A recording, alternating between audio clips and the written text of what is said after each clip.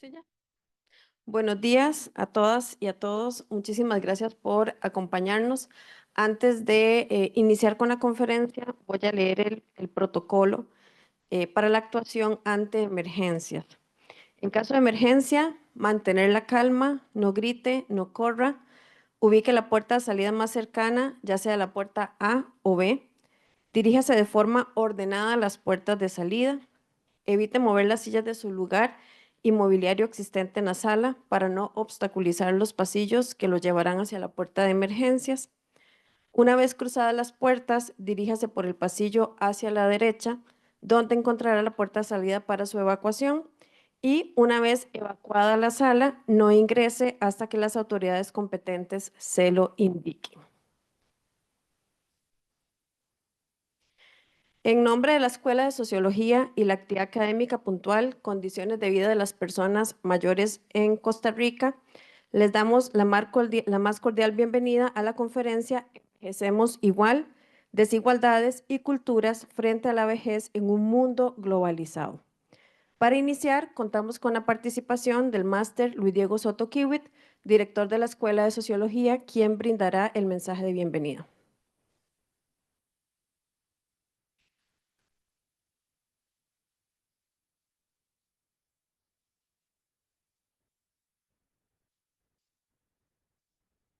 Muy buenos días a todas y todos. Pues es un gusto para mí estar acompañándoles en esta actividad del día de hoy. Me parece que el tema que nos convoca, no solamente la actividad, sino la pertinencia de la reflexión sobre el tema de envejecimiento, es un tema de mucha relevancia a nivel global, pero yo creo que debería, sobre todo a nivel país, llamarnos la atención por todas las implicaciones que está teniendo y que vamos a tener en los futuros años sobre el tema de envejecimiento. Hace algunos días salía el trabajo que también es producto de la colaboración de personas académicas y con una participación de la Escuela de Sociología, exactamente de la compañera Carolina Sánchez Hernández, donde hace una construcción de las cartografías de esa Costa Rica de la actualidad y qué tanto esa Costa Rica de la actualidad se corresponde con los imaginarios históricos que la realidad costarricense tiene de sí misma. Y lo interesante de esto es que nos muestran otras caras de esa Costa Rica que somos, esa Costa Rica que incluso vamos a ser. Y una de esas caras es justo la de una Costa Rica que está envejeciendo. Es una Costa Rica que su pirámide poblacional ya se sabía, ya se sabe y se tiene certeza de que está en proceso de transformación a ser una sociedad constituida por mayoritariamente personas de grupos etarios avanzados. Esto se dice sencillo y quizás además todos y todas lo conocemos con mucha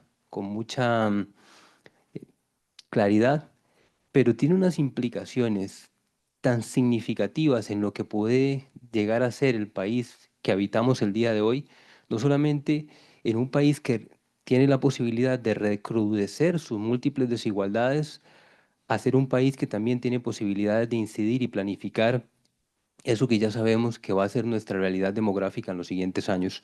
Dado esto y pensando los múltiples retos de política pública que tenemos de cara a esta realidad futura de Costa Rica, creo que invertir tiempos y recursos en reflexionar sobre este proceso y pensar soluciones y alternativas es una labor imperiosa que yo celebro mucho que la Escuela de Sociología la estemos haciendo parte de nuestra agenda y que incluso a nivel de facultad tengamos personas investigadoras muy interesadas en este tema porque creo que tenemos una oportunidad no solamente de pensar y reflexionar el fenómeno, sino de incidir sistemáticamente sobre él. Los retos que esto implica para una sociedad como la nuestra en muy distintos niveles son impresionantes y deberíamos de dedicarle tiempo a pensar el problema y a pensar soluciones y alternativas y hacer una voz propositiva como universidad frente a retos que tenemos la certeza de que en algunos años vamos a enfrentar.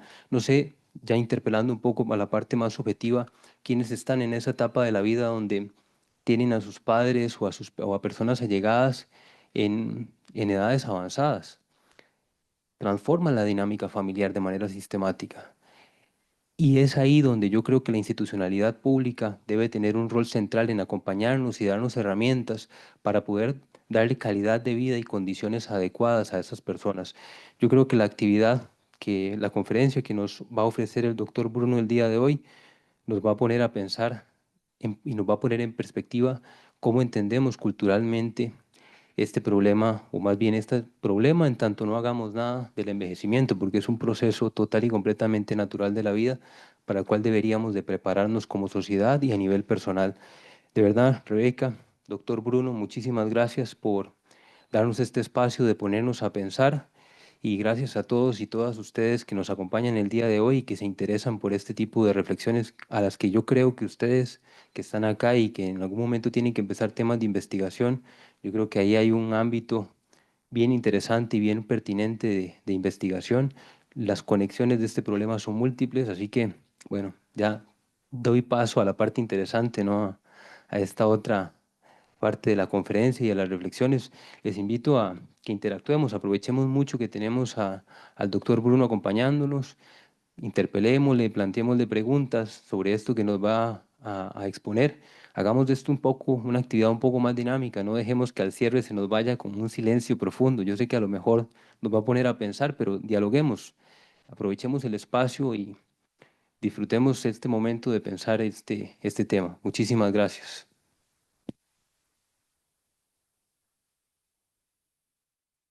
Muchas gracias al máster Luis Diego Soto por su mensaje. En la mesa principal nos acompaña el doctor Fernando Bruno, conferencista invitado.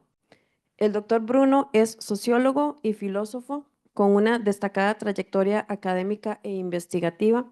Obtuvo su licenciatura en sociología en la Universidad de Marsella, en Francia, y un doctorado en filosofía en la Universidad Autónoma de Nuevo León, México. Desde su graduación se ha desempeñado como profesor e investigador de tiempo completo, primero en la Facultad de Trabajo Social y actualmente en el Centro de Estudios e Investigaciones Interdisciplinarios de la Universidad Autónoma de Coahuila, donde cuenta con un perfil académico reconocido por el programa PRODEP. Además, coordinó el doctorado en investigación interdisciplinaria con orientación en estudios sociales. Posee además doble distinción como investigador nivel 1 en el Sistema Nacional de Investigadores SNI desde 2021 e investigador emérito en el Sistema Estatal de Investigadores de Coahuila. Su experiencia internacional incluye una instancia en instituciones de Lisboa, Portugal, donde colaboró durante 3 años en un equipo multidisciplinario y publicó trabajos científicos. Su investigación se centra en el envejecimiento, las experiencias desde el curso de vida, las redes de apoyo social y los sistemas de bienestar, con un proyecto reciente de 3 años analizando redes de apoyo desde la perspectiva de curso de vida en Saltillo, Coahuila. Su trabajo vincula academia y problemáticas sociales con énfasis en la interdisciplinariedad y la colaboración global. Ha realizado estancias académicas en instituciones como el Instituto Universitario de Lisboa y la Universidad del Sur de Florida, que han fortalecido su participación en redes internacionales de investigación. Es autor de artículos científicos, capítulos del libro, obras monográficas, entre las que destaca el libro Modelos de Intervención Social y Construccionismo, Narrativas Actuales. Asimismo, ha dirigido numerosas tesis y participado activamente en la gestión académica. Agradecemos al doctor Bruno haber aceptado la invitación para acompañarnos durante esta semana en diferentes actividades en la Escuela de Sociología y particularmente hoy con la conferencia que nos va a impartir. Bueno, muchísimas gracias. Bienvenidos a todos y a todas. Gracias por atender esta convocatoria. Muchísimas gracias a Rebeca por la gestión, por la lectura y a Diego Soto también por la invitación. Y realmente que respondo también a tu invitación y tu propuesta a llamar la atención. Espero que las siguientes líneas que tengo preparadas al menos llamen la atención de los estudiantes y los académicos con respecto a las reflexiones o algunos caminos que nos pueden llevar a reflexionar sobre el envejecimiento. Les confieso que no vengo con una propuesta sumamente unívoca ni preparada. Más bien la idea es abrir un poco el debate y yo ofrecerles como facilitador algunas líneas que podemos reflexionar. Sin embargo, estoy muy ávido y dispuesto a escuchar qué es lo que ustedes tienen que decir como costarricenses con respecto a lo que vamos a ir presentando. Así que esa es la idea principal. También hacer esto no una cuestión de que solamente hable yo y se termine, nos sacamos fotos y nos vamos, sino tratar de debatir un poco. Entonces, bueno, agradeciendo que estén acá, nada más me queda que iniciar. Y bueno, iniciamos con una pregunta muy simple, que es la respuesta a esta convocatoria, pero para mí es sumamente política, y es si envejecemos igual. Claro que estaremos tentados a dar una respuesta muy rápida y algunos dirán, sí, pues envejecemos igual porque es un destino, todos vamos para allá, veremos si realmente envejecemos igual. Y seguramente otros se dividirán y dirán, no envejecemos igual porque hay diferentes variables o situaciones que nos llevan a un envejecimiento diferente. Vamos a ir trabajando eso, pero lo que sí es claro que detrás de esta pregunta hay historias, hay estructuras, hay injusticias, pero veremos también que hay resistencias. Entonces, como saben, mi nombre es Fernando y en los minutos que siguen voy a intentar trabajar con ustedes y presentarles algunas líneas de trabajo para pensar el envejecimiento. Me parece que tengo que apuntar allá, ¿no? No sé.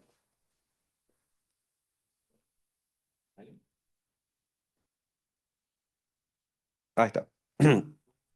Para pensar el envejecimiento. Entonces, arrancando de una manera un poquito más general, podemos decir que el envejecimiento poblacional constituye uno de los fenómenos más decisivos, como vamos a ver, del siglo XXI. Tiene un carácter universal, por supuesto, pero se combina con una gran diversidad de expresiones regionales que no hacen más que revelar la interacción entre dinámicas demográficas, estructuras socioeconómicas, modelos de protección, tradiciones culturales.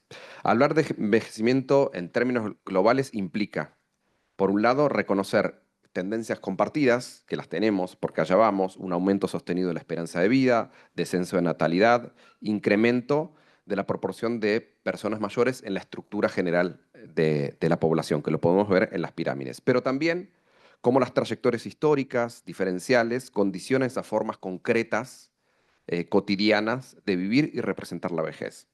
Ahora bien, no hay dudas para nosotros, cuando investigamos la vejez, que Europa se ha constituido como un referente paradigmático de lo que es el envejecimiento. ¿Sí? En este continente el descenso de fecundidad y el aumento de la longevidad se instalaron de manera muy temprana, consolidado a mediados del siglo XX ya lo que denominamos la transición demográfica completa. La estructura etaria resultante, por supuesto, se ha colocado a la vejez en el centro de la agenda social en Europa, obligado a repensar políticas de empleo, las modalidades de jubilación y los sistemas de pensiones. En ese sentido, si alguno se siente atraído por este tema, recuérdenme que les cuente una anécdota cuando viví yo en Francia, porque fui parte de esta reformulación de las políticas sociales con respecto a la vejez. Entonces, la experiencia europea nos muestra cómo el envejecimiento no es un asunto biológico, sino sobre todo un fenómeno social que va a implicar transformaciones institucionales y entre las generaciones. En ese sentido también, con Rebeca estamos trabajando en una línea de investigación sobre cuestión de generaciones y edadismo. Ahora, América Latina, en cambio, experimenta un proceso muy diferente, un proceso que es más reciente, que es acelerado, y la caída de la fecundidad combinada con las mejoras de salud y las condiciones de vida han generado un crecimiento sin precedentes de la proporción de adultos mayores. Sin embargo, y esto es una de las cuestiones que vamos a insistir, este envejecimiento ocurre en contexto de desigualdad estructural, de alta informalidad laboral y sistemas de protección realmente muy fragmentados. Es decir, el resultado eh, es una vejez muy heterogénea, aunque el concepto de heterogéneo y homogéneo de la vejez siempre se discute. Y le digo heterogéneo porque encontramos en sociedades algunos sectores que acceden a sistemas de salud privados y derechos sociales muy robustos, pero la mayoría depende de redes familiares y comunitarias para poder sobrevivir. Si ustedes me preguntaran directamente cuál sería una de las líneas de investigación que diferenciarían el envejecimiento, yo diría que el tema de estrategias de supervivencia, que ha emergido de la teoría de la dependencia y la marginalidad en América Latina, eso muestra ya qué estamos investigando. Estamos investigando personas que sobreviven, no personas que están protegidas. Y eso cambia muchísimo. Bueno, esta divergencia temporal y estructural entre Europa y América Latina abre la posibilidad de un análisis comparado. Bueno, lejos de querer limitarme, esto lo quiero aclarar, a describir cifras demográficas, léase si lo voy a hacer, pero no me voy a limitar a ello. La mirada sociológica, ustedes saben, estudiantes de ciencias sociales, busca comprender cómo las sociedades constituyen la vejez, qué representaciones culturales están detrás de ello y qué políticas intentan gestionarla y qué desigualdades atraviesan. Entonces, desde esta perspectiva, envejecer no es un destino homogéneo ni universal, sino un proceso profundamente social, modelado por relaciones de poder, estructuras económicas y marcos culturales muy diferentes. Ahora bien, algo que ya empieza a tomar un color diferente es que el concepto de vejeces, que tiene una emergencia bastante reciente, porque en plural, porque revela una parte muy importante de este debate. No existe una única forma de envejecer, sino múltiples trayectorias determinadas por género, clase social, etnicidad, territorio y pertenencia cultural. Entonces, la noción de vejez reconoce tanto las diferencias internas de cada región como las asimetrías globales que están sucediendo. Así, mientras Europa se habla de una tercera edad como una etapa activa y autónoma, en América Latina persisten representaciones que asocian vejez a enfermedad y dependencia. Los que estuvieron en el taller de Atlas-T se habrán dado cuenta de esa evidencia. Estos contrastes evidencian que la vejez no puede entenderse como una categoría natural, sino como una construcción social e histórica.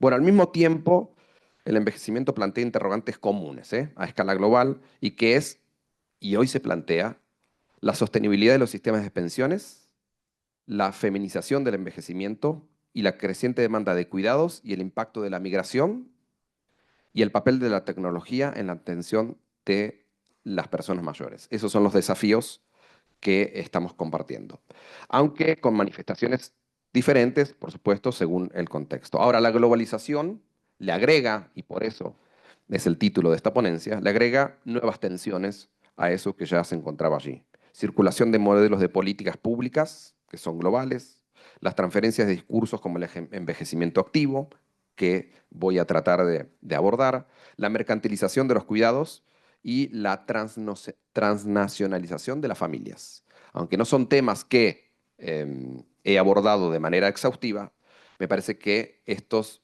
me muestran una forma de globalidad del tema de vejez. Ahora, la sociología de la vejez ofrece marcos conceptuales muy, muy valiosos para abordar estas cuestiones. Teorías clásicas como la desvinculación, que la vamos a ver, o de la actividad, permitieron abrir el campo de los debates y cómo podíamos comprender la vejez, aunque hoy resultan insuficientes frente a la complejidad que estamos viviendo. Bueno, es en este marco donde la conferencia se propone responder a la pregunta central. ¿Envejecemos igual? La interrogante no busca ser una respuesta única, como les dije, sino abrir un espacio de reflexión sobre desigualdades, políticas, culturas que configuran las vejeces en un mundo globalizado. Vamos a ver divergencias, pero también puntos de encuentro. Entonces, para ver que este destino biológico uniforme está atravesado por tensiones sociales, políticas y también culturales.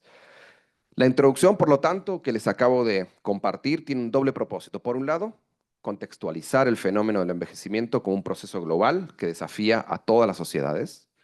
Y por el otro, pues plantea la necesidad de un abordaje sociológico comparado, capaz de reconocer las especificidades regionales sin perder de vista los desafíos comunes. Bien, la verdad es que me siento, voy leyendo un poco la ponencia y me siento sumamente seducido a plantearles que lo veo a Durkheim atravesado en toda esta ponencia. Ya vamos a ver y voy a demostrar cómo, pero lo que quisiera compartir con ustedes, quizás que no estaba planteado, es que creo que Durkheim como sociólogo es un sociólogo sumamente desvalorizado. Siento que se puso a Durkheim dentro de una caja de Pandora por ser positivista y también como sociólogos nos hemos olvidado la importancia de ello.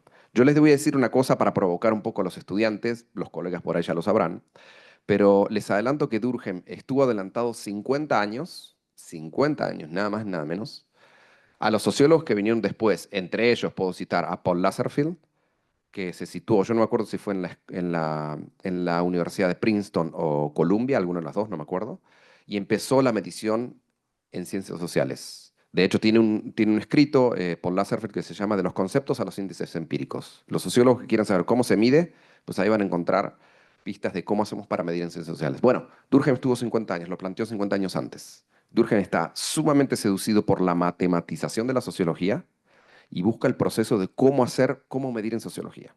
Es por eso que, recuerden que en esa época se hacía tesis en latín y en su idioma original. Durkheim es francés, hizo tesis en latín, hizo tesis en francés, y la división social del trabajo es su primera búsqueda de cómo hago para medir el lazo social o la cohesión social, ¿no? Mecánica orgánica como para medirla, y encontró su medición. Entonces, creo que Durkheim está acá, pero además de estar por eso, Durkheim también está porque tiene una frase muy, muy conocida, que está en las reglas del método sociológico, y que dice, la sociología comparativa como que no es una especificidad de la sociología, sino es la esencia de la sociología. La sociología debe comparar. Es por ello que me voy a permitir hacer varias comparaciones. En las diapositivas que sigue, espero ver todas estas dinámicas comparadas y poder atraer la atención de algunos que por ahí están más seducidos por la demografía, aunque espero que no se me ofendan por mis reflexiones si son muy, muy someras, ¿no? Entonces, vamos a empezar a ver el tema del envejecimiento y empezar a compararlo y ver, intentar empezar a responder la respuesta. ¿Envejecemos igual? Acá a mí me llama la atención porque acá vemos a Europa envejecida en 2023, acá está la fuente donde lo saqué, y hay varias cuestiones que yo puedo decir. Primero, a nosotros pues, nos llama muchísimo la atención cómo la edad media de ciertas regiones y países en general ronda los 47 a 50 años o más de 50 años, ¿no? Cuando nuestra esperanza de vida, por ejemplo, el lugar donde vivo yo, que es Coahuila, es 29 años. Entonces, sin embargo, acá hay una primera respuesta, ¿no? Está Irlanda y hay ciertas manchas que me están señalando que hay zonas que no tienen el mismo promedio de envejecimiento. Entonces me genera preguntas comparativas, por supuesto. ¿Por qué? ¿Por qué Europa del Este tiene un promedio, una media de edad mucho menor que, por ejemplo, España, que ciertos lugares de Francia? ¿Por qué París? Este es el distrito de París. ¿Qué habrá ahí? ¿Qué otros fenómenos asociados hay que me marcan? Y porque si no, yo pensaría que toda esta parte de Europa continental debe ser toda violeta, ¿no? Entonces, hay dinámicas ahí muy interesantes que se están llevando al interior de los países. Cuando yo veo el promedio, digo 50, pero el interior hay dinámicas que pueden estar asociadas a migración, seguramente, a la búsqueda de recambio, que no es una cuestión fortuita y azarosa, sino a la búsqueda de intercambio y a rejuvenecer la población. Y ahí es una de las anécdotas que tengo cuando estuve en Francia, que ahora el presidente, que creo que es la primera vez en la historia, o segunda, que meten a un presidente francés a la cárcel. Ayer Nicolas Sarkozy entró a prisión, creo que tiene que cumplir 5 años, pero va a apelar. Cuando Nicolas Sarkozy era presidente, dijo inmigración choisie, inmigración elegida, es decir, dejaban entrar de otros países, pero profesionales, y no querían que entren todas las de los países del Magreb, del norte de África, que igual siguen entrando, ¿no? Pero bueno, acá hay muchas respuestas interesantes, entonces ya nos invita a responder, no, no envejecemos igual. Si bien el promedio puede ser de 50 años, al interior hay dinámicas muy, muy interesantes. En la próxima diapositiva, vemos cómo en 2050 será la proporción de personas mayores de 65 años.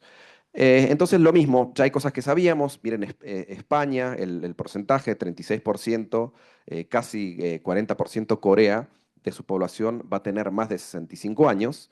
Sin embargo, viendo estos promedios me resulta interesante, vuelvo a ver que Europa, como decía, es el primer continente que llega a envejecer.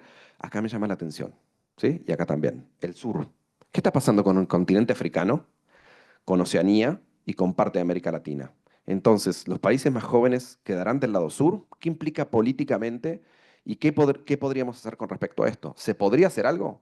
¿Podríamos aventurarnos a decir la potencia mundial, el continente más potente será en el futuro África? ¿Podríamos decir eso? Yo no me animaría, pero al menos estoy tentado a investigarlo. Y seguimos, ¿no?, con la esperanza de vida al nacer en el mundo y vemos, por ejemplo, Suiza, miren la esperanza de vida, 83 años, España y Japón como los países que tienen más esperanza de vida. Y vuelve a llamarme la atención África, vuelve a llamarme la atención ciertas partes de América Latina, América Central también, y esta parte. Y estoy tentado a tener el mismo enunciado. Acá van a haber muchas respuestas, si será así o no será así. Lo que sí puedo ir viendo, y ustedes pueden ir denotando, que evidentemente el envejecimiento no se desarrolla en todos los países y continentes de la misma manera. Y miren la natalidad, ahora sí. Hay una situación totalmente inversa. Ahora sí la natalidad, esto es de color oscuro, porque la natalidad es muy alta, ¿sí? Chad, Somalia, Nigeria, y es muy baja en Europa y en ciertos países de América Latina. Entonces, continúa, pareciera, el continente africano, que también al su interior debe tener diferencias, pero continúa un proceso por ahí de envejecimiento que todavía ni lo inició. Con lo cual, ahí hay cosas que mirar muy interesantes en el futuro. Ahora, si vamos a el crecimiento de la población por regiones, ya nos empieza también a llamar la atención cómo ciertas partes de África y Asia tienen un crecimiento de su población muy, muy alto y que van a seguir creciendo, van a aumentar de manera drástica en los decenios que siguen. Y esto, algunos países hasta de regresión o estancados en su crecimiento.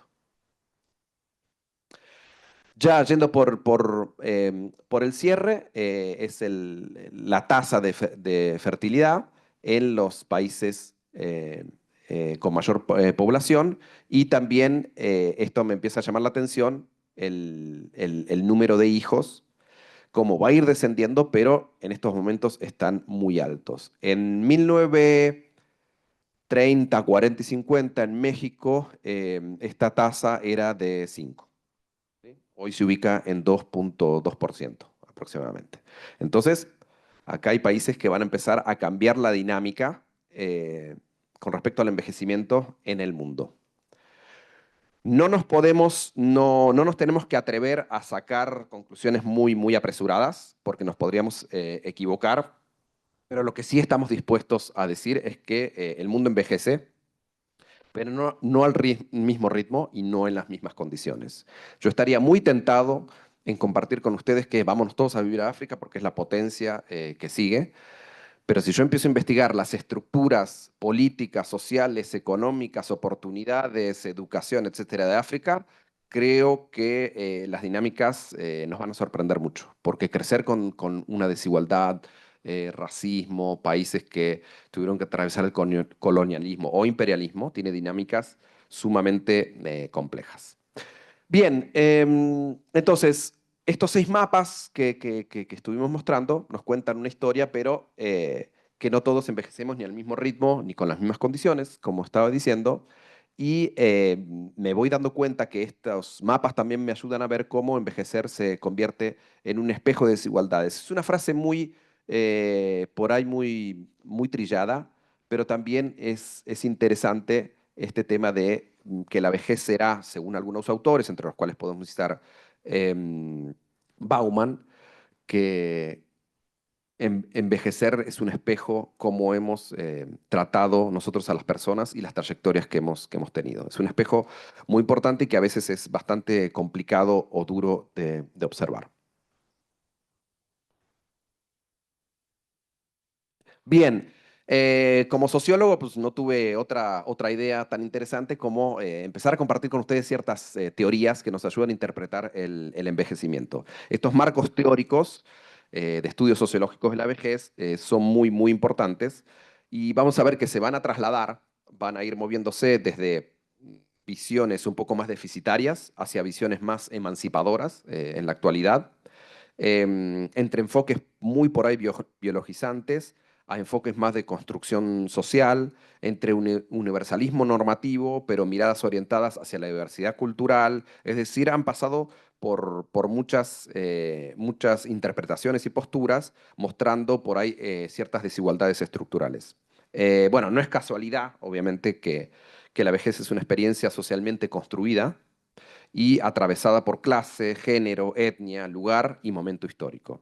Y ahí es donde entra, por supuesto, mi querida sociología, y vamos a iniciar con ciertas teorías clásicas. No sé si ustedes, estudiantes o también colegas, recuerdan un poco el estructural funcionalismo, más de característica de Talcott Parsons, y cómo esa teoría, que hoy podríamos situarla como una teoría más sistémica, más de sistema, pero se toma como funcionalismo, ayudó que desde sus entrañas se desprendiese la mirada de la vejez desde el funcionalismo, una mirada como desvinculación, ¿sí?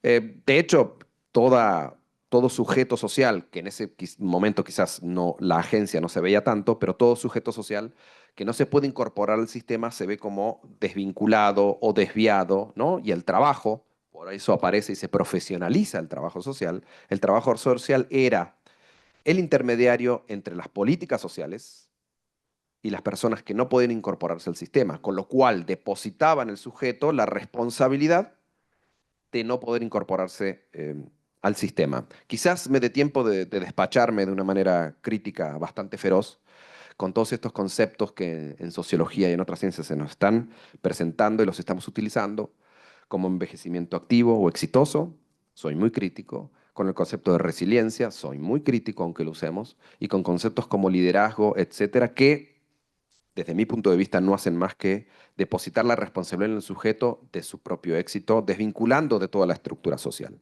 Pero ya lo veremos. Entonces, este retiro, este pasaje del retiro de la jubilación, en vez de ser de júbilo según esta teoría clásica, bueno, hay un retiro de los roles sociales, por lo pronto hay una muerte de ese reloj social, por decirlo de alguna manera.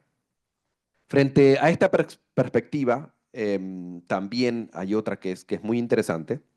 Esta se desarrolla sobre todo en la época de posguerra, por eso es funcionalismo, porque después de la posguerra hay que reconstruir, y la manera en que reconstruimos es muy funcional, edificios cuadrados, ¿sí? Em,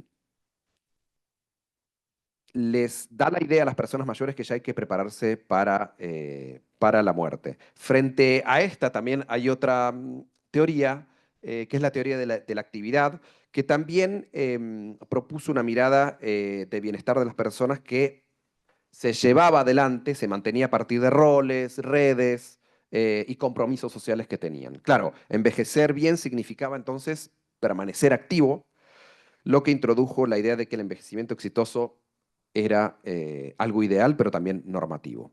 Si podemos establecer alguna crítica, que hay muchas, pero hacerlas muy simples, ¿se puede desvincular una cuidadora si su actividad principal es cuidar en su familia? Y me pregunto, ¿puedo mantenerme en mi actividad cuando vivo en una zona marginal y no tengo ni siquiera dinero para subir al bus? Entonces, estas teorías asumen que todos envejecemos igual y muy bien sabemos que esto no es así. Sin embargo, en las décadas siguientes surgieron enfoques más críticos que ven a la vejez no solamente como un destino individual, sino también como un producto de trayectorias y estructuras sociales. En ese sentido, muchos de ustedes conocen que va a aparecer el enfoque o la perspectiva del curso de vida, que más tarde desplazó, ¿sí?, a estos procesos acumulativos, viendo como ventajas, desventajas desde la infancia, juventud, adultez, y cómo se intensifican en la vejez. Es decir, si yo le quiero decir a una persona mayor que ahorre en salud, es tarde para decírselo, porque nos damos cuenta desde la perspectiva del curso de vida, que a lo largo de la vida hay que trabajar la salud y no en un momento particular. Este enfoque permitió, ¿sí?, comprender que no todos los mayores envejecen igual y que las desigualdades se acumulan y amplifican a lo largo de la vida, ¿sí? Es decir, nos dice que lo que vivimos a los 20, los 40 o los 60 marca cómo envejecemos.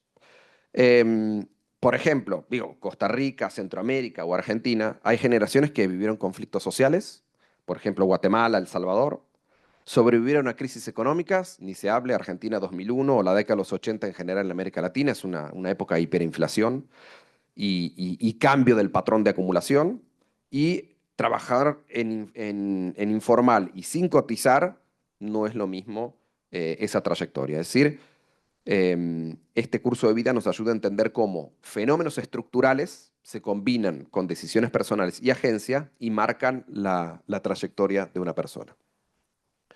Hay otras posturas muy interesantes, enfoques clásicos que fueron después cuestionados, ya dijimos los anteriores, y aparece también algo muy interesante en la década de los 80, que es la estratificación por edad, y aparece cómo las pensiones se van debilitando a partir de la llegada del neoliberalismo. Acá quiero hacer una salvedad, y aunque puede ser motivo de debate para más adelante, hay muchos investigadores, y también fue parte de un error que yo cometí más de joven, y lo puedo seguir cometiendo. Y vuelvo a hacer esta noción de la caja de Pandora. A veces metemos el neoliberalismo en una caja de Pandora y decimos el neoliberalismo es el culpable de todo. Ya está. Ya terminamos la tesis, culpable del neoliberalismo, ya está. A ver, el neoliberalismo no es culpable de todo, hay que investigarlo y hay que demostrarlo. Y también el neoliberalismo, con sus modelos, modos y formas, también permite que estructuras sociales se modifiquen, permite comercialización, permite certificación, permite formalización. Hay un montón de procesos que el neoliberalismo también permite. Ahora bien, frente a todas estas posturas, no puedo dejar de mencionar el feminismo, ¿sí? Como mostró cómo estas trayectorias laborales y de cuidado de las mujeres condicionan una vejez más larga, pero también más precarizada, ¿sí? Junto con el feminismo, la interseccionalidad, que es mucho más reciente y ahora está utilizándose de manera mucho más presente, amplió este análisis a mostrar cómo, por ejemplo, género, clase, etnicidad, territorio, pueden cruzarse para producir múltiples vejeces.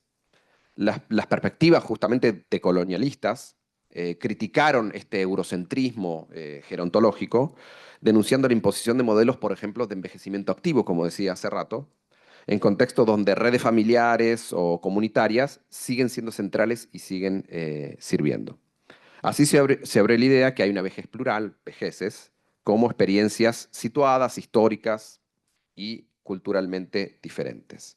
Es decir, ¿por qué asumimos que el buen envejecimiento, que es un modelo europeo, es el positivo? Es decir, la vejez, por ejemplo, en otros lugares están vistas como ligada a la tierra, al río, al maíz, a los árboles, es decir, un montón de conocimientos culturales ancestrales, y les estamos imponiendo a esa persona que el envejecimiento exitoso es otro, es mantenerse activo. Es decir, yo conozco una persona que conviví con ella 10 años hasta que falleció, y a él le gustaba estar en casa, sentado, tomando mate. Una persona de 80 años. ¿Y qué le puedo decir? No, pero envejecimiento exitoso es ir a caminar. No, a mí me gusta estar sentado tomando mate. Como a la otra persona le gusta estar sentado mirando la tierra, cosechando, plantando, viendo el río, ¿sí? Entonces, hay una mirada acá que tenemos que trabajar. No me quería perder de tomarme la oportunidad de manera muy breve de presentar dos textos o dos autoras a todos aquellos que les interese el tema del envejecimiento. Les pido que tomen nota de los autores. Anne-Marie Guillemard y Foucard, Claudine Foucard, tienen dos textos muy interesantes, y es desde ahí donde empiezo yo a arrancar la enseñanza que Europa, y en este caso Francia, nos pueden dar para el envejecimiento. Porque Guillemard es una de las autoras que habla de la nueva gestión de los tiempos sociales. Habla de temporalidad, edad, vejez. Y de hecho, déjenme que les diga que me voy a permitir invitarlos a que debatan conmigo, a ver si me ayudan, a ver si ustedes conocen una sociología de la edad. Porque hay algo que me llama la atención. Si bien hablamos de sociología de la vejez, infancia, juventud, etcétera, ¿hay una sociología de la edad? ¿Hemos trabajado alguna vez la edad como una categoría sociológica? Me gustaría que me ayuden cuando termine esta presentación a ver si ustedes conocen o creen que sí existe en la sociología en la edad trabajada, como existe, por ejemplo, el género, ¿no? El sexo. Entonces, Anne-Marie Guillemard es muy interesante porque trabaja la nueva gestión de los tiempos sociales, porque dice que hay una necesidad de redistribuir trabajo, ocio, formación y cuidados a lo largo de la vida. Es decir, este proceso de envejecimiento estamos tardándonos en reflexionar. ¿Por qué? Porque me parece, digo yo, como un ejemplo muy simple, me parece que no tiene sentido que trabajemos 10 horas los que estamos activos. Hay una situación de envejecimiento que implica no que la persona que ya trabajó deja que trabaje 10 años más, sino no podemos gestionar el trabajo de una manera más intergeneracional y reducir horario de trabajo y permitir un trabajo diferente, ocio, formación, cuidados, todo debe cambiar con este proceso de envejecimiento. ¿Sí? Entonces, claro, lo que no me gustaría es que cambiemos de una manera de mayor explotación, porque me parece que eso no tiene sentido. Entonces, el envejecimiento exige reorganizar los itinerarios vitales, flexibilizar transiciones, reconocer que las sociedades longevas requieren nuevas formas de articulación intergeneracional. Y Foucault es muy interesante, y aunque me podría tardar mucho, voy a tratar de hacer un resumen muy sucinto. Foucault es muy interesante porque él trabaja la categoría tercera edad y cuarta edad. Yo no sé si ustedes sabían que cuando inician los debates del envejecimiento y se descubre la tercera edad, es una categoría totalmente positiva. Es una categoría que se descubre, es algo totalmente hermoso lo que se descubre. Ya no hay dos edades, hay una tercera, anuncian. Y esa tercera edad se llega con vitalidad, con dinero y con ocio. Entonces hay una serie de dispositivos institucionales. La sociología tiene que entrar cuando hay institución. Durkheim dice la sociología es la ciencia de las instituciones. Antes había dicho de la moral, pero después se da cuenta que la institución es moral. Y entonces, la nueva generación de instituciones, ocio, esparcimiento, empresas de viajes, en Estados Unidos, por ejemplo, es re interesante, claro, es una dinámica muy diferente. En Estados Unidos hay barrios completos de personas mayores. No permite que vivan personas menores de 60 años en barrios en Estados Unidos. Y hay toda una serie de dispositivos, claro, tienen mucho dinero. Hay toda una serie de dispositivos, esparcimiento y actividades solamente para personas mayores. Hay boliches, hay bares, hay cancha de golf, todo para persona mayor. Entonces, es muy interesante porque esta tercera edad se anunciaba como una nueva edad una nueva juventud. Y ahí aparecen todas las fotos de las personas mayores, ¿no? Disfrutando de la vida y todo. ¿Qué pasó? Dice Foucault. Acá hay una amalgama. Cuando apareció la cuarta edad sí estaba asociada a la dependencia y a la discapacidad. Para no hacerles el cuento muy largo, se amalgamó tercera edad con cuarta edad y después asociamos tercera edad a discapacidad, a dependencia y a deterioro, cuando antes no era así. Entonces, hoy tenemos una visión que la vejez y la tercera edad es una situación de depender. ¿Por qué? Porque eran jubilados y dependían. Entonces, digamos, surge esta división entre tercera edad, como que júbilo viajeros, y cuarta edad, como dependientes, como decía. Y la vejez es un campo, sabemos nosotros, de identidades múltiples, migrantes, disidentes sexuales, artistas, activistas, etc.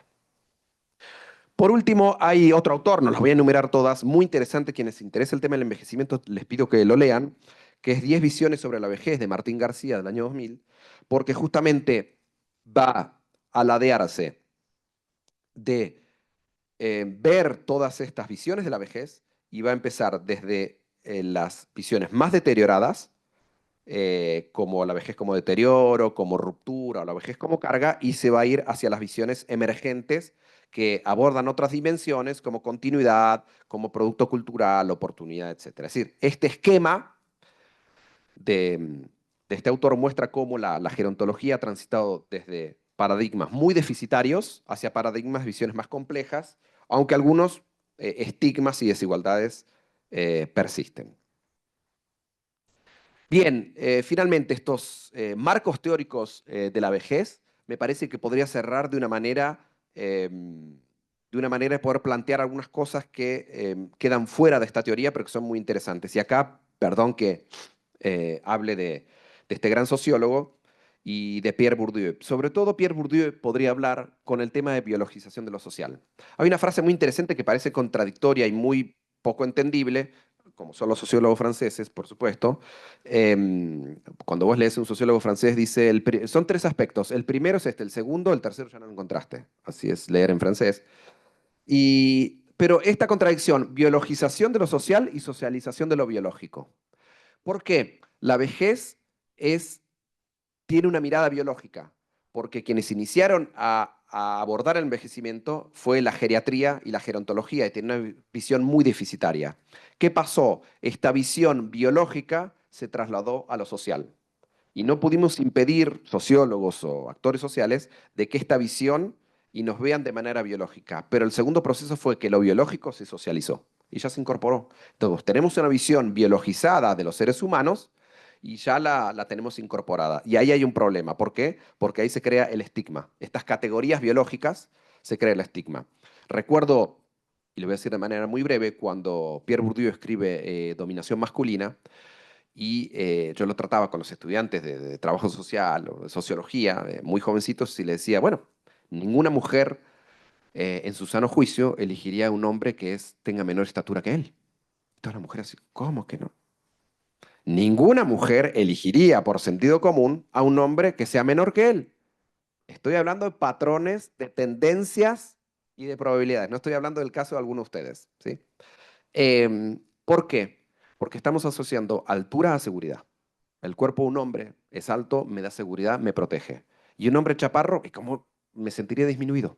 Disminuida, dicen las mujeres. Elijo un hombre más alto porque un hombre más chaparro que yo me sentiría disminuida con un hombre así. Entonces, fíjense cómo asociamos cuestiones biológicas, altura, peso, color, a un estatus social. Esto pasa también con la vejez y ya lo hemos visto. ¿Por qué? ¿Qué pasa acá? Naturalizamos la desigualdad y la hacemos social. Y ese es el gran problema. Es decir, se presenta como inevitable que las personas mayores sean pues, dependientes, improductivas, asexuales, ¿sí? Cuando estas representaciones responden a estereotipos culturales. Entonces, por ejemplo, otra cosa que ustedes conocen muy bien y que nos podemos reír, pero es profundamente estereotipado, viejos verdes. No sé si acá le dicen así, en Argentina sí le dicen así. Entonces, viejos verdes. Si nosotros lo analizamos y sin querer hacer ninguna apología de nada, si nosotros lo analizamos, decimos, ¿por qué digo viejo verde? Porque estoy negando la capacidad de una persona mayor a que conquiste o diga algo a una mujer. O que la persona mayor, tanto hombre o mujer, pueda seducir a un joven. Y lo vemos mal, como dicen, ay, viejo verde. Es que estamos negando la sexualidad en la vejez. Pareciera que llega la vejez, tenemos hijos, ya somos padres, no son sexuales. No, no, olvídate, ya empieza a comprar vinos, motos, autos, según el poder adquisitivo que tengas, porque la sexualidad ya se terminó, ¿verdad? Entonces, una mirada más deconstructiva de este viejo verde me ayudaría a deconstruir estas categorías de vejez y permitir ver cómo hay realidades culturales y abrir posibilidades de redefinición, ¿no? Bien, otra cuestión que también se aborda mucho en temas de envejecimiento es la vulnerabilidad social. Acá hay una cuestión muy interesante, pero también voy a llamar la atención muy particular, aunque sea muy rápido, y decir que ojo con el concepto de vulnerabilidad social. Lo usamos mucho, pero el concepto es muy flexible. La vulnerabilidad no tiene una especificidad como otros conceptos. La vulnerabilidad es un amplio margen donde pueden entrar muchas personas porque vulnerabilidad, por definición, es que yo estoy expuesto a un riesgo social, pero no tengo la capacidad de afrontarlo. Si es así y tomo esa definición teórica y la aplico al ser humano, digamos, todos somos vulnerables. ¿Por qué? Porque todos vamos a morir. Con lo cual, antropológicamente, me defino como vulnerable porque estoy expuesto al riesgo de muerte y no voy a poder enfrentarlo. Entonces, es interesante el concepto de vulnerabilidad. Sin embargo, me gustaría llamar la atención que una persona no es vulnerable por la edad, porque ahí es donde yo pierdo el sentido de la crítica sociológica, sino por estructuras sociales que restringen recursos y oportunidades. Es que mirá, tenías todas las oportunidades ahí, no las tomaste, desperdiciaste tu vida. ¿Qué oportunidad me decís? No, que había ahí la Universidad de París, no sé, quería invitar a estudiantes de Costa Rica a hacer la licenciatura en París. Pues, si no sé ni hablar francés, no tengo pasaje, no tengo pasaporte, no tengo ni para tomar el colectivo acá.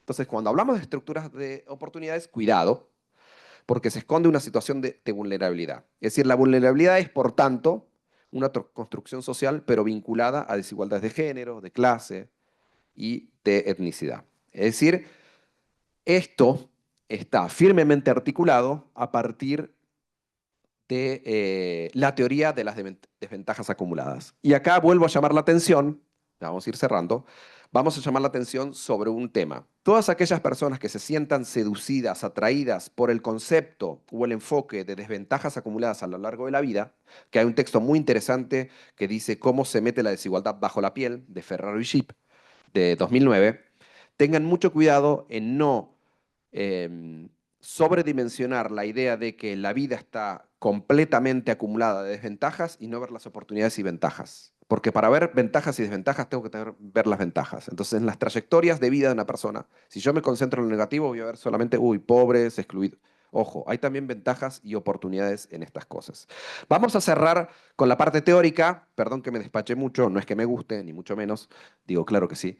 Pero la teoría, ¿para qué me sirve la teoría? Entonces, ¿para qué invertí tanto tiempo? Primero, es la idea de desmontar que naturalizar la vejez como declive, como mostrando que es una construcción social histórica. Segundo, expone tensiones. La teoría siempre me ayuda a ver los límites entre inclusión, control e incluso políticas bien intencionadas, pero que pueden producir desigualdades. Abre el espacio para visiones diferentes, interculturales, donde puedo ver contextos como Costa Rica, América Latina, Argentina, y la teoría puede tratar de ver esos escenarios. Y obviamente invita a repensar sobre todo la justicia que no se trata solamente de mejorar la vejez, sino de transformar estas estructuras que las hacen desiguales.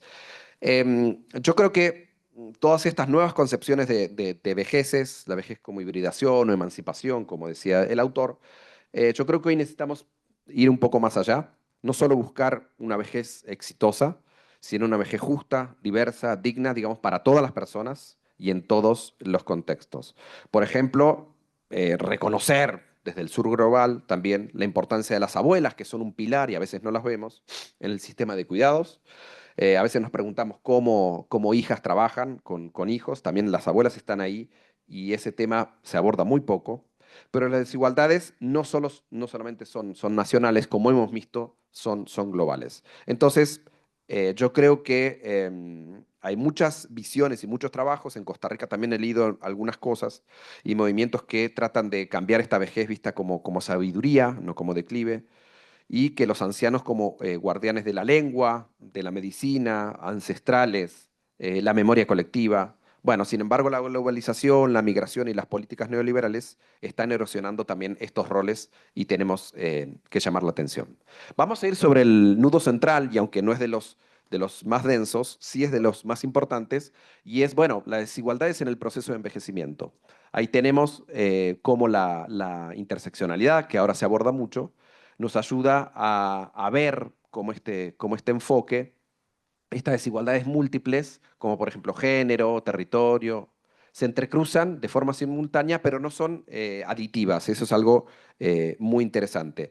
Entonces, estas estructuras desiguales se producen a veces de manera simultánea y no nos damos cuenta. Fue originado por Creshaw en 1989 y justamente, por ejemplo, en unas zonas rurales, la vejez se suma a una situación de pobreza, a una situación de ser mujer, a una situación de color de piel. Y lo que a mí más me interesa es señalar cómo esta no es una condición específica, pero sí esta interacción es histórica y sistemática con esas categorías. Es decir, la interseccionalidad desmonta, ahora sí, la idea de un adulto mayor promedio, que no lo hay, sino me ayuda a ver la interseccionalidad y esta diversidad. Entonces, el entrecruzamiento no acumulativo de género, clase, etnicidad es lo que llamamos interseccionalidad y vemos como experiencias tanto de privilegio como de exclusión.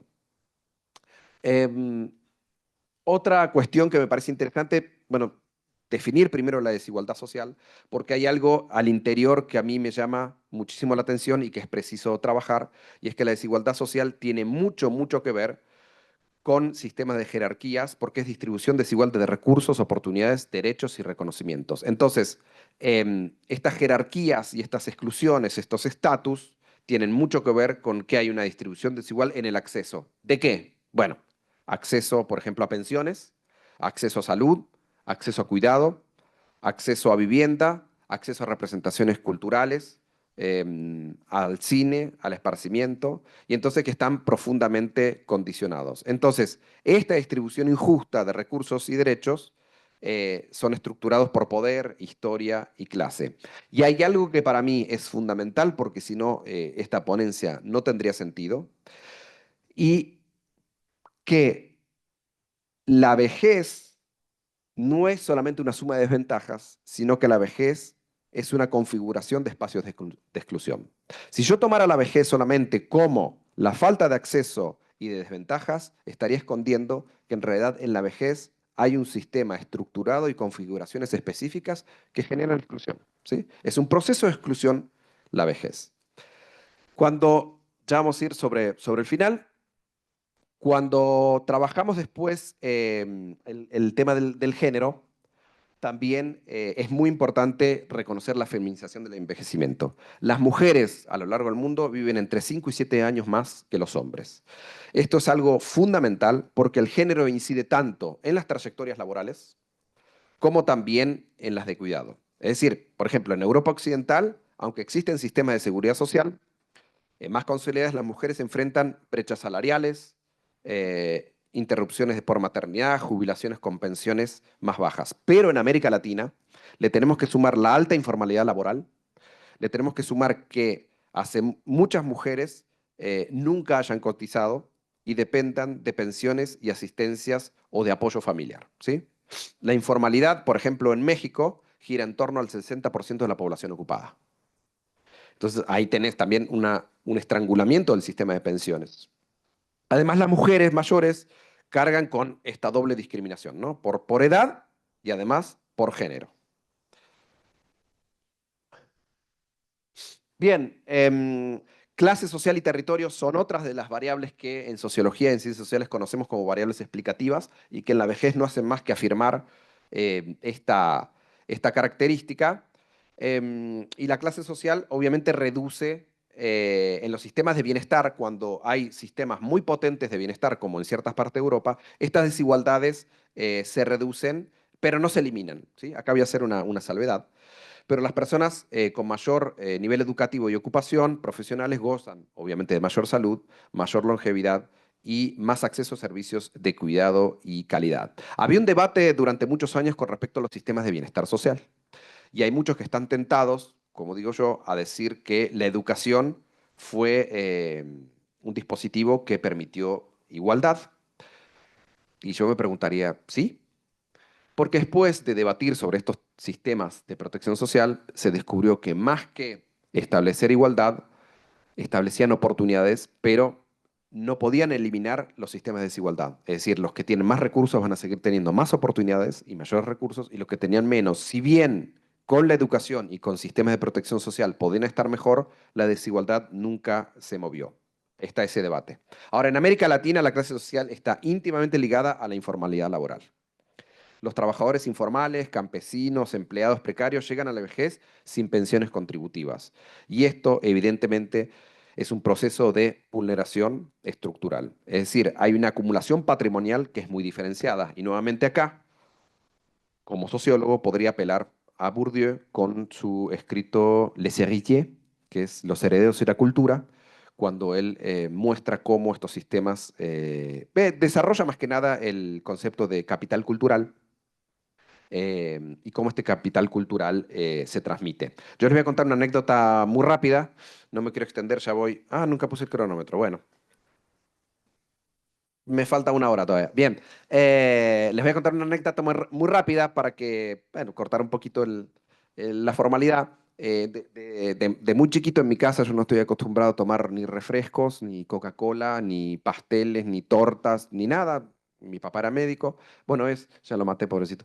Es médico, mi mamá es profesora de francés, por eso me fui a Francia.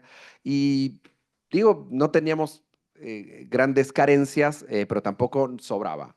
Pero sí lo que sobraba era que en ciertos eventos o momentos de la casa, mi papá traía una torta o un postre o algo así. Para ganarte una porción del postre, pues había preguntas. ¿Sí? Me preguntaban sobre geografía, historia, medicina, francés. Si no, no comías el pastel o la torta, como lo llaman ustedes. Y mucho tiempo después, cuando empecé a estudiar sociología y Bourdieu, dije, ahí está. Y le preguntaba a los estudiantes y se quedaban callados y decían, no, ¿qué están? No, y empezaron a tirar ideas, para no hacerlo muy largo. Dice, mis padres me estaban preparando para el éxito. Frente a una persona que en su casa no le hacían preguntas y no leían, yo ya le gané a ese, no compito con ese, no es competencia para mí. ya le gané porque yo soy una categoría y tengo un capital cultural que mi familia ya me acumuló. Yo ya estaba acostumbrado a lo que era una pregunta y a lo que es ganarse una calificación con una pregunta. Ya le gané. Bye. Entonces, fíjense cómo la estructura de oportunidades, eso es inamovible. No quiere decir que la educación no pueda mejorar, pero la estructura de oportunidades ya está. Ay, yo me fui a Francia, estudiaste en Francia. Ay, qué sacrificio. No, yo ya sabía francés, mi mamá era profesora. Yo soy italiano, de hecho no tengo pasaporte argentino. Nací en Argentina, pero soy italiano. Entonces, entré a Europa como europeo. La universidad a mí me costó la maestría $500 al año, euros al año, la maestría, con protección social. Eso es lo que pagué.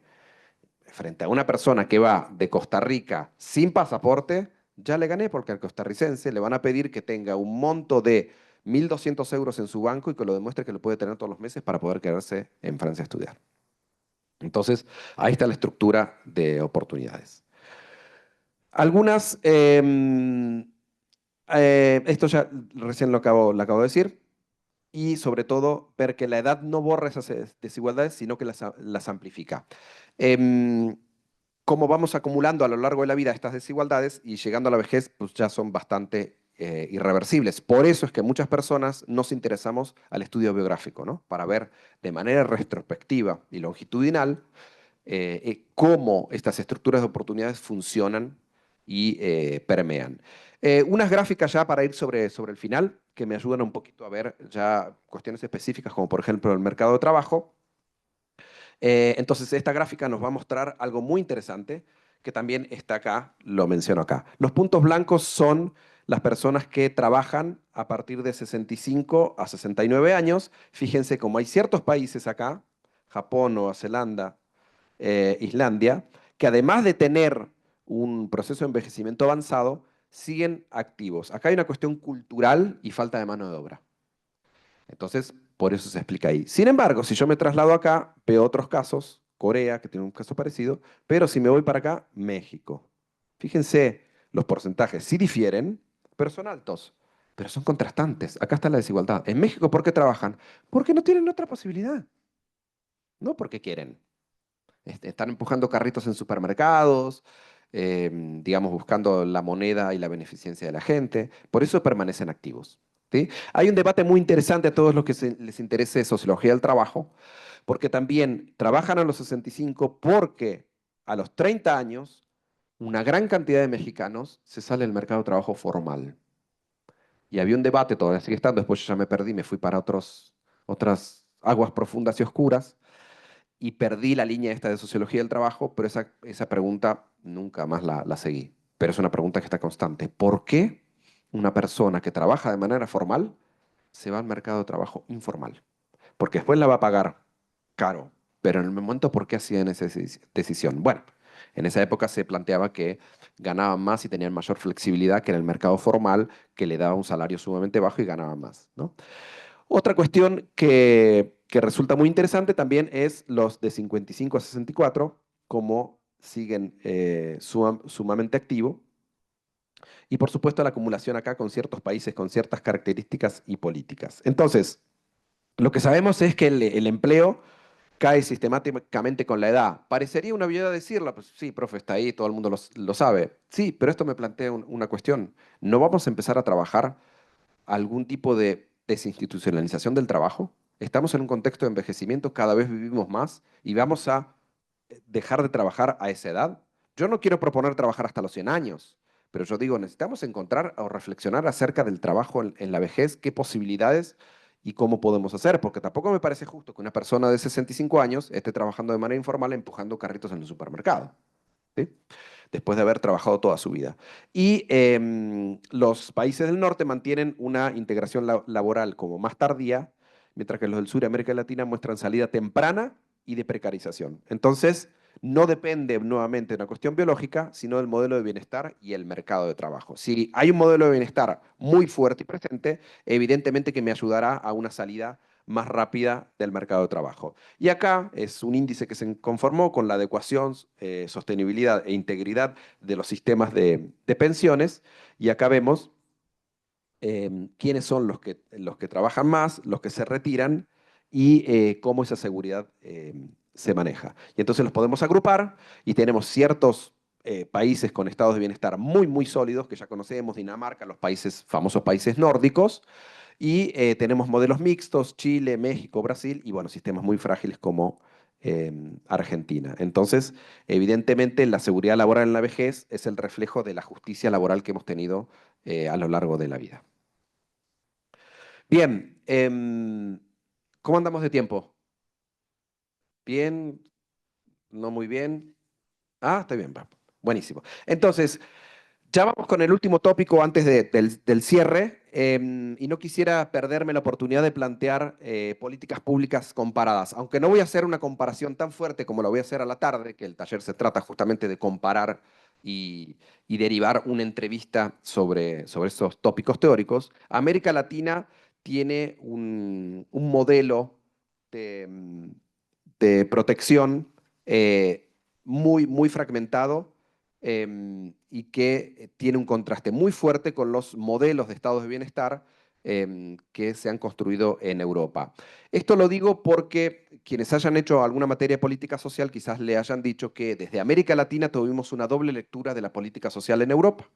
La política social europea, no me voy a retrasar y contar toda la historia porque tendría que ir a la historia del movimiento obrero, aunque me sería de mucho placer contarla, pero no puedo porque es muy larga. Pero la política social no aparece porque el capitalismo es bueno, sino porque había un movimiento muy fuerte del movimiento obrero, sobre todo europeo, y que nada más ni nada menos que el secretario general de la Primera Internacional fue Carlos Marx.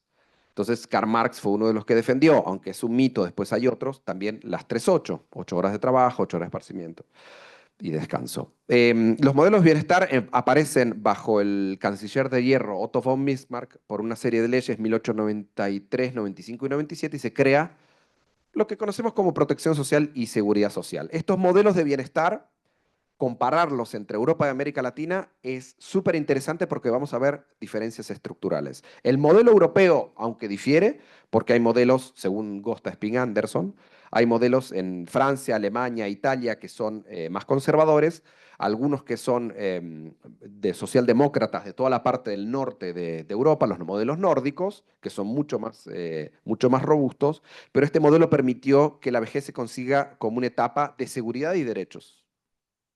Sin embargo, evidentemente, esta creciente longevidad, como estamos viendo, y la baja natalidad empieza a poner en tensión estos modelos de sostenibilidad. Nuevamente, cuando yo me fui de Francia, al momento de irme, creo que unos meses antes, se votó la extensión del mercado de trabajo de las personas, creo que fue de 67 a 70 años, para cotizar en Francia, y como son los franceses, pues se levantaron, hubo manifestaciones, todo, y después ya me perdí un poco qué pasó.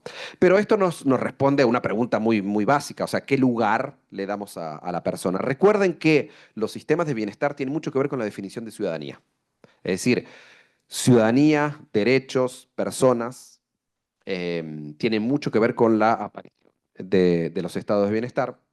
Y varios países europeos impulsaron también reformas últimamente. Por eso es que se levanta el pueblo europeo, no todo por igual, porque se están levantando frente al ataque hacia la ciudadanía. No es solamente un sistema de protección en la vejez, sino que es el reconocimiento de ciudadano y de derechos ya adquiridos. Pero bueno, varios países han impulsado reformas paramétricas, retraso de la de jubilación, incentivos para prolongar la vida laboral, flexibilización de esquemas de retiro y estímulos al envejecimiento activo, ¿no? Bueno, los países nórdicos se destacan por un enfoque más universalista, es decir, protección hacia la gran mayoría y preventivos, con altas tasas de empleo hasta de mayores de 55 años. Entonces, justamente algo que caracteriza a Europa o ciertos lugares, Francia, es la institucionalización de la dependencia. Es decir, esta dependencia se institucionaliza. Sin embargo, cuando vamos a América Latina, esto es lo que vimos recién, vamos a América Latina, vemos algo muy diferente. Políticas hacia personas mayores que se caracterizan justamente por la fragmentación institucional, cobertura muy desigual, informalidad laboral, es decir, deja grandes sectores fuera de las pensiones contributivas. Y justamente para responder a eso, en las últimas décadas se han multiplicado por ahí sistemas de pensiones por ahí no contributivas, como las que operan en México, en Argentina. No sé si en Costa Rica tienen algún sistema de protección para personas mayores no contributivas. También las hay en Bolivia, algunas en Brasil, ¿no? Aunque los términos de inclusión varían, suelen ser montos que son insuficientes para realmente tener calidad de vida o bienestar. El modelo latinoamericano, entonces, se basa en gran medida por la corresponsabilidad familiar, ¿sí? Los hogares multigeneracionales funcionan como una red de seguridad frente a la ausencia estatal. No obstante, este esquema se encuentra en crisis por todos estos cambios demográficos que están dando, menos hijos, migración, urbanización, van a ir mermando y podemos ver seguramente la llegada de un proceso de vulnerabilidad en la vejez cada vez más presente. En cuidados, bueno, la región muestra un rezago muy importante. Los sistemas de salud muchas veces están segmentados, público, privado y esquema de seguridad, y presentan serias limitaciones para atender enfermedades justamente que se caracterizan a la vejez, que son crónicas y degenerativas. Existen, sin embargo, innovaciones, algunas en Uruguay. Creo que también haber leído que en Costa Rica está avanzando sobre sistemas integrales de cuidados, ustedes me dirán. Y bueno, frente a este esquema, decir que la OMS promueve, por ejemplo, el envejecimiento activo, pero este puede ser convertirse en una obligación moral. O sea, si no sos activo, entonces, ¿qué sos? Pues sos una carga. Entonces, responsabilizamos al sujeto de eso, ¿no? Entonces, creo que más bien habría que tratar de un derecho a depender sin estigma, a un derecho a la memoria territorial, a la espiritualidad, al derecho o no de trabajar y a seguir viviendo y respetando a cada uno. Bien, entonces vemos justamente que en Europa y en América Latina estas trayectorias son muy divergentes. Esto me va a dar como resultado que no hay envejecimiento igual, porque hay estados de bienestar en Europa, informalidad en América Latina, pensiones consolidadas contra redes de apoyo muy familiares, sostenibilidad en debate, y acá hay una fragmentación institucional que la sostenibilidad no se debate porque finalmente está fragmentado. Y en Costa Rica, espero no haberme equivocado, el 58% de las mujeres mayores no tiene pensión contributiva.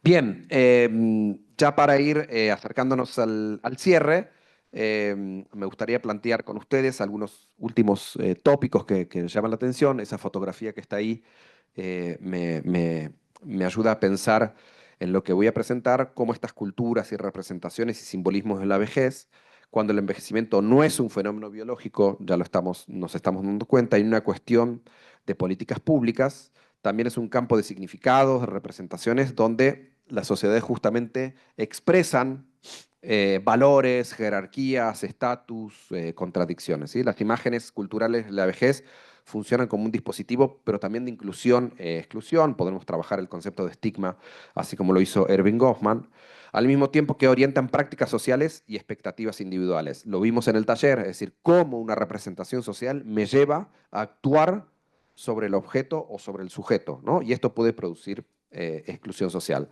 Es decir, analizar las representaciones permite comprender cómo se producen estas desigualdades finalmente y a la vez identificar los márgenes de resistencia o resignificación, ¿sí?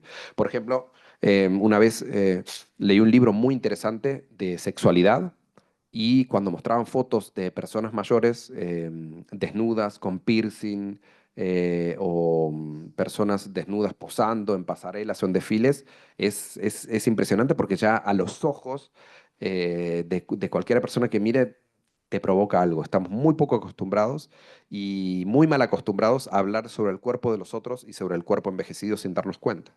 Y esto tiene que ver para mí con una construcción cultural de la vejez, que nos empezaron a acostumbrar a ver la vejez como júbilo, y como un actor social definido, cuando, digamos, estas cuestiones tienen mucho que ver con la seguridad económica, pero también con la desvinculación en el modelo productivo. Habíamos abordado el concepto de tercera edad y cómo esta tercera edad se continuó después con un concepto de envejecimiento activo que, digamos, este envejecimiento activo traslada un temor al deterioro y a la dependencia, que marca los límites de la ciudadanía, ¿sí? Em, Bien, por último, la cuestión del edadismo me parece que es un concepto sumamente importante que trabajamos muy poco. Y tenemos, por un lado, una visión edadista en el sentido que el edadismo es una discriminación basada en la edad. pero tenemos visiones contradictorias que simplemente las quisiera expresar rápidamente, porque tenemos una visión de la vejez como angelical, por un lado, la persona de color blanco, pelo blanco, angelical, quieto, ay, qué divino. Y digo, ver a una persona mayor de esa manera, me preguntaría yo si no es también una manera de discriminar, de tener una representación, porque tenemos por ahí una figura de respeto, de autoridad a la vejez, pero también esta visión angelical, pero también tenemos esta visión de viejo como deterioro, inútil, pérdida de atractivo, ¿no? Es decir, que tenemos un ideal que a veces es muy europeo de envejecimiento activo, pero en América Latina y en cultura la vejez está muy relacionada, como decía, con la supervivencia. Entonces tenemos este mix ahí metido de representaciones que es muy interesante trabajar estas visiones, ¿no? Entonces asociamos después que las personas son inactivas, sin embargo, en ciertas partes de Europa y en otros lugares hay asociaciones de jubilados, colectivos de adultos mayores, movimientos sociales que reclaman derechos y visibilidad. Por ejemplo, me topé en Portugal con un grupo de abuelas, porque eran abuelas, porque no todas las personas mayores son abuelas, pero ellas eran abuelas grafiteras. ¿Sí? Hacían grafitis como una cuestión cultural, tenían espacios dentro de la ciudad de Lisboa para hacer grafitis y ellas eran grafiteras, ¿no? Una cuestión de identidad muy, muy interesante. Y tenemos también, por ejemplo, en las mujeres, la abuela cuidadora y tierna, divina, pero por otro lado, qué vieja bruja, ¿no? Cosas muy, figuras negativas y también una figura sexuada. Es decir, cuando llega la vejez, no solamente el hombre, pero la mujer, olvídate, está enterrada la mujer adulta mayor sexual es inconcebible, ¿no? Qué asco, qué feo, ¿no?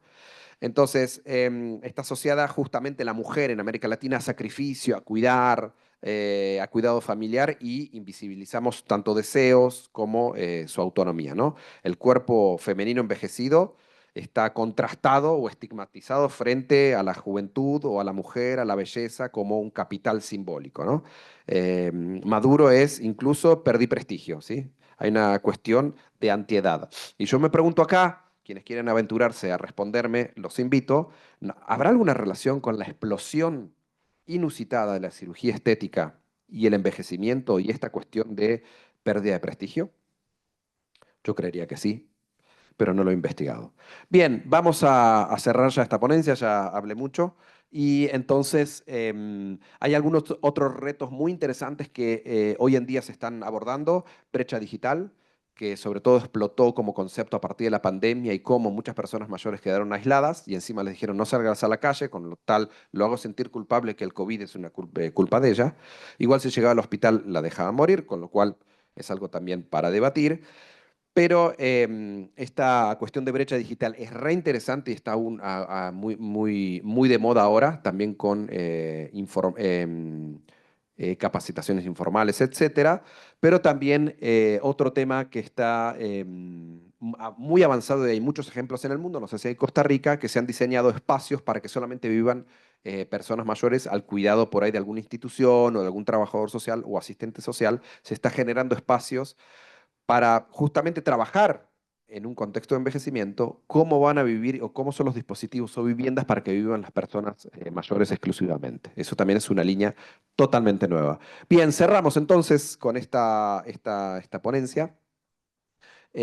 Sobre todo, creo que hay una propuesta muy interesante que podemos hacer sobre el envejecimiento activo y también el diálogo intergeneracional. El otro día hablaba con estudiantes y les decía que una propuesta que yo me gustaría trabajar este año es ver si podemos generar un día de la persona mayor y los estudiantes traer a sus padres o a sus abuelos y hacer alguna dinámica para también escucharlos y que se incluyan dentro de la academia, que la academia no solamente es un espacio de su hijo y del joven, sino que es un espacio para todos y generar alguna dinámica, que también puede ser producto también de alguna tesis, investigación, algo así. Tampoco los quiero traer como ratas de laboratorio para investigarlos, pero por ahí ese encuentro también me ayuda a pensar muchas líneas de investigación.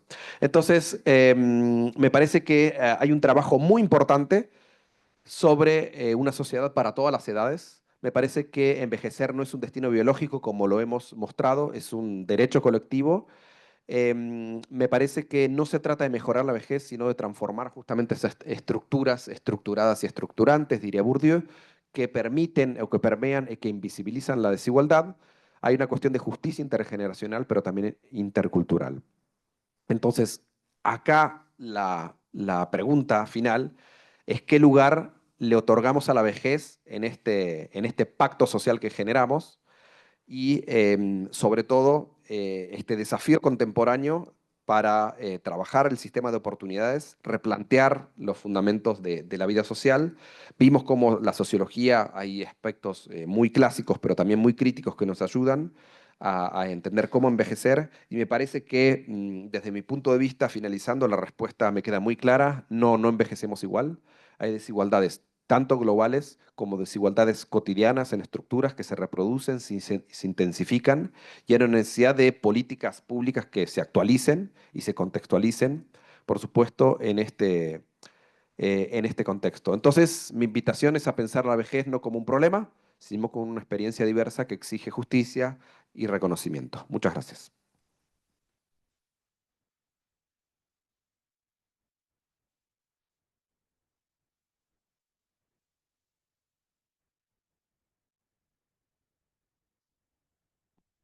Muchas gracias al doctor Bruno por su exposición. Ahora pasaríamos a una sesión de preguntas o comentarios por parte del público. Si alguna persona tiene alguna pregunta o comentario.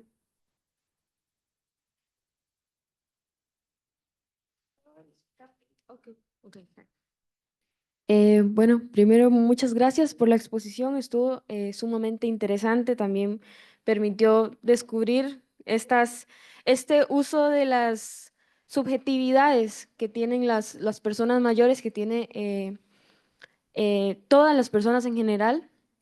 Y ante esto me gustaría hacer una pregunta, no tanto dirigida a cuál es el camino de la ponencia, sino cuál es el camino de las personas profesionales en sociología, como tal, abordando este tema. Entonces, ¿cuáles serían o cuáles considera usted que podrían ser algunas de las primeras acciones que podemos tomar como profesionales en sociología para comenzar a transformar la vejez no en una cuestión estigmatizante, sino para mejorar las condiciones de vida? ¿Cuáles serían unas posibles actividades? Sí.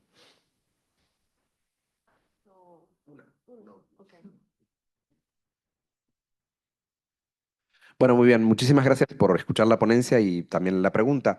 Me parece que el camino, y creo que das en la tecla con algo, a la sociología siempre se le critica como que nos quedamos mucho en la parte teórica, que somos muy fuertes en la parte teórica, pero en la parte práctica, pues ahí hacemos aguas. Bueno, tiene parte de cierto y parte de no. Me peleo siempre con gente. Yo trabajo en un centro interdisciplinario donde convivo con biólogos, químicos. De hecho, tengo un compañero que sacó una patente de una vacuna contra el COVID. O sea, es una persona muy, muy, muy buena. La directora es química. Entonces me sigo peleando porque la parte teórica, no, dicen, no sirve. ¿Para qué sirve reflexionar y todo? Entonces creo que empiezo por ahí. Me parece que aún me sigue faltando. em, Creo que trabajar un poquito más la sociología de la edad, no veo que haya claramente una línea de sociología de la edad, aunque sí hay por ahí pensamientos parcializados, acá los vemos algunos de los autores, pero me parece que hace falta trabajar más la sociología, la cuestión de la edad. Entonces, ese es el camino teórico. El camino práctico, tenés mucha razón en reclamar eso. Hoy estamos en un contexto en donde muchas instituciones, no sé acá, colegas, profesores, e institución, si también está pasando en la UNA, que están reclamando a los teóricos, arremánguense las patitas y entren al barro a hacer acciones de impacto social. Si es así, yo creo que el ejercicio que propusimos la otra vez en, en el ejercicio de Atlas podría ser interesante, sigo insistiendo, o sea, yo creo que empezaría a trabajar el estigma que tenemos hacia las personas mayores y creo que empezaría por nosotros. Entonces, traer a nuestros padres, abuelos, si tenemos, alguna actividad que sea evidentemente enmarcada institucional para poder escuchar también sus voces y lo que piensan y poder aprender de ellos, de cómo se sienten ellos. Porque nos ponemos en un escritorio a leer y todo y es re interesante, pero después no aprendemos a escucharlo. Entonces, esa reflexión intergeneracional yo creo que sería muy fructífera y te invito a que la hagas y que me digas cómo te fue.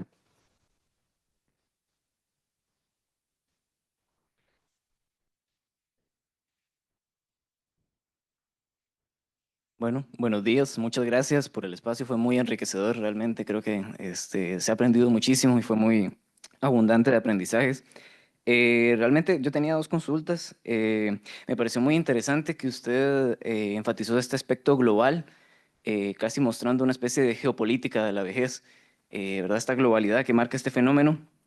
Pero como usted bien dice, la vejez no es un fenómeno ni homogéneo, ¿verdad? Digamos, cuando acontece, sino que también tiene se vive de distintas formas en muchas regiones. Entonces, yo quería preguntar más orientado al tema de la política pública. Si la transición demográfica en Europa, en África, en América, está en distintas fases, eh, ¿qué viabilidad hay para construir, por ejemplo, un instrumento internacional que, por ejemplo, sea vinculante en términos de protección de los derechos a la vejez? Sabemos que hay instrumentos regionales, por ejemplo, el de la Convención Interamericana, pero existe la posibilidad tal vez de trascender la regionalidad a pesar de que hay distintas fases de envejecimiento en el mundo. Eso creo que sería como lo primero. Y si le da tiempo también, como qué aspectos se podrían tratar para transitar a una sociedad del cuidado, que usted tal vez mencionaba. Si ha habido avances, por ejemplo, en Argentina, donde usted viene, ¿verdad? Por ejemplo, la Convención Interamericana tiene un rango constitucional.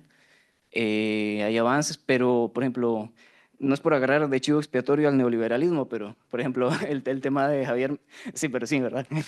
Pero el tema de Javier Milei, por ejemplo, ahorita con los jubilados, digamos, sí presenta ciertos retos. Entonces, ¿cómo ve usted el panorama en ese sentido?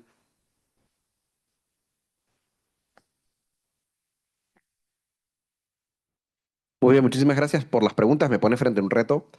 Y bueno, no pretendo responder todo ni específicamente ni tener todas las respuestas, pero en el momento que me estabas preguntando, estaba diciendo mi ley, estaba escribiendo mi ley, justamente para contrastar. Sí, Argentina firmó el tratado sobre la Declaración Universal de los Derechos de las Personas Mayores, que no todos los países han firmado. Creo que salió en 1995. Argentina lo firmó, pero le pega a los jubilados. Es decir, que fíjate cómo hay divergencias, pero también me parece interesante, no que le peguen a los jubilados, por supuesto, pero me parece interesante porque ahí vemos la resistencia, porque yo dije también que este proceso, si bien es global al interior de los países y regiones, se trata también de políticas, pero también de resistencias. Y ese es un movimiento de resistencia. Si vos vieses algunos extractos que me parece los has visto de cómo son las represiones hacia los jubilados en Argentina en este momento, pues están resistiendo y van a seguir y sigo y sigo y sigo y ahí está.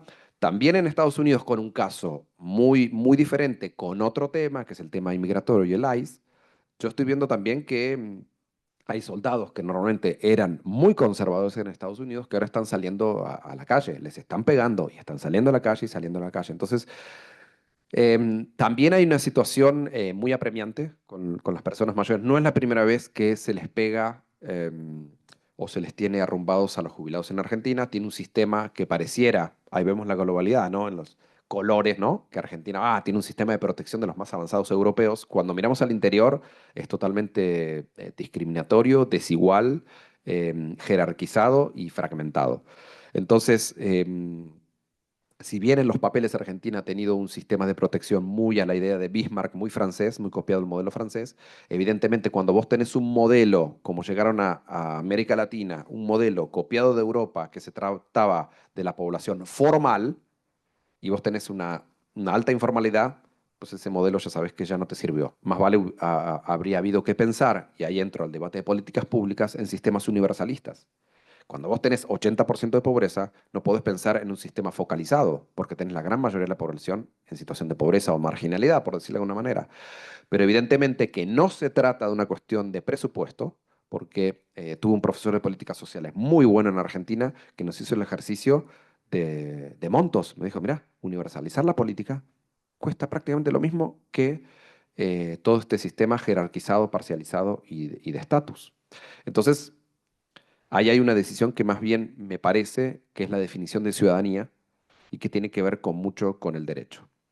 Entonces, esa es la segunda pregunta. Tu primera pregunta, estaría invitado a hacer un recorrido somero, pero voy a tardar mucho porque me hace acordar o está enmarcada dentro de lo que es la sociología del riesgo. Porque dentro de la sociología del riesgo, tal cual lo trabajaron Luhmann, Giddens, se me está olvidando Ulrich Beck, ¿sí? dijeron, no podemos, frente al riesgo, que es la característica, según esta corriente, ¿no? Sociología del riesgo, frente al riesgo, que es la característica de la sociedad moderna, no podemos globalizar la protección. No, no se puede. O sea, reclamaba también Robert Castel desde Francia políticas de protección frente a los riesgos sociales que sean globales, pero imposible gestionar ese tipo de políticas. Entonces, cada país a su interior, según los contextos, intenta cómo proteger a su población, pero no hay una homogeneidad en esa situación. Tenés razón en adelantarte esta pregunta, porque se nos vienen sociedades que, como tienen una alta velocidad nuestros países y van a alcanzar a porcentaje de envejecimiento europeo muy rápido, tenés razón en plantear, hey, ¿por qué no pensamos ya en una política global? ¿No? Porque si todos vamos para ahí es el destino perenne de todas las sociedades. A no ser que aparezca de repente un baby boom o un COVID que realmente cambie la estructura de la población y hay cierta parte de la población que desaparezca. Si no es así, las tendencias se están confirmando y vamos para allá. Entonces sí tienes razón en que habría que plantear cómo vamos a gestionar esa parte. Pero por lo pronto, por el momento, no hay.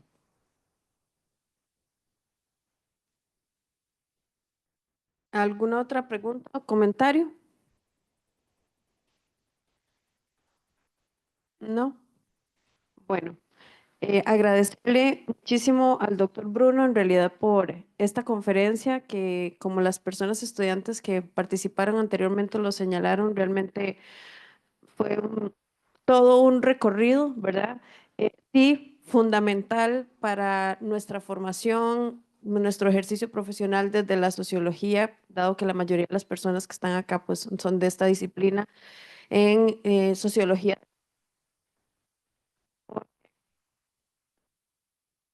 Se quedó ya. En realidad, bueno, pues quienes trabajamos desde los temas sobre envejecimiento y vejez, sabemos que es poco lo que se trabaja en el país y principalmente desde la sociología, porque se aborda principalmente desde otras disciplinas, la psicología, la gerontología, un poco lo que se trabaja desde la disciplina realmente.